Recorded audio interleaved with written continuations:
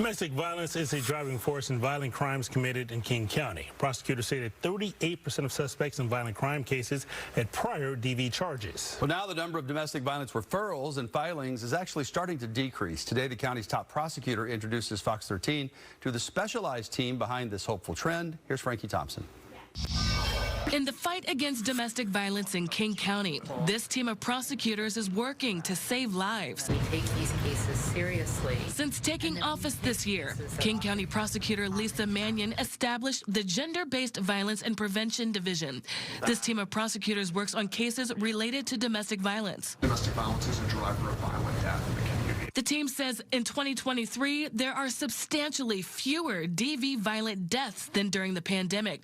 Part of their focus is taking a closer look at data beyond homicides connected to domestic violence. How domestic violence manifests itself not just in homicide cases, but in suicide, in what are called legal intervention deaths when the police are involved, or in corollary deaths when someone is trying to help out in a domestic violence situation and they themselves get killed as a result of the violence. During a lunch and learn session with media, prosecutors also discussed recent cases that resulted in convictions, like a case last December where a woman was married to her abuser who ultimately assaulted his stepdaughter. The mother went to work and the defendant was at home alone with the 17-year-old daughter, and he went into her room and he sexually assaulted the daughter.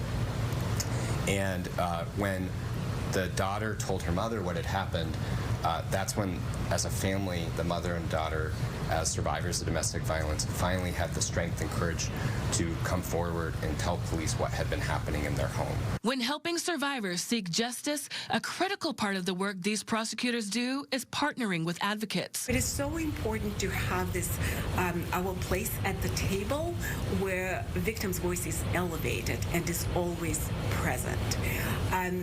I hear from victims very often that even when the outcomes of the cases is not exactly what they desired or what they wanted, it is important to them to feel heard, and that's our job. Frankie Thompson, Fox 13 News.